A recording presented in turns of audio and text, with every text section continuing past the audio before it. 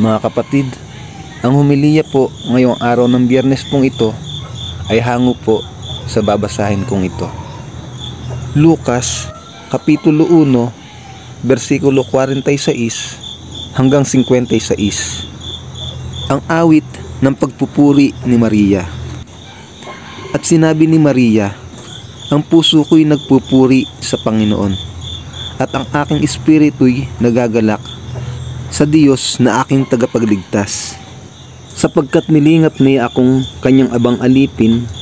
Mula ngayon, ang lahat ng tao'y tatawagin akong mapalad, dahil sa mga dakilang bagay na ginawa sa akin ng makapangyarihan.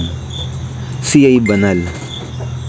Ang kanyang kahabagan ay para sa mga tao, at sa lahat ng salinlahing may takot sa kanya.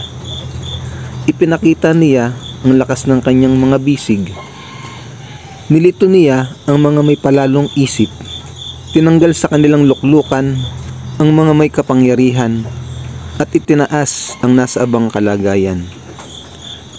Pinasagana niya sa mabubuting bagay ang mga kapuspalad, at pinaalis ng walang dalang anuman ang mga mayayaman. Tinulungan niya ang kanyang bayang Israel, at naalala ito upang kanyang kahabagan. Tinupad niya ang kanyang pangako sa ating mga ninuno, kay Abraham at sa kanyang lahi magpakailanman. Tumira si Maria kina Elizabeth ng may 3 buwan bago siya umuwi.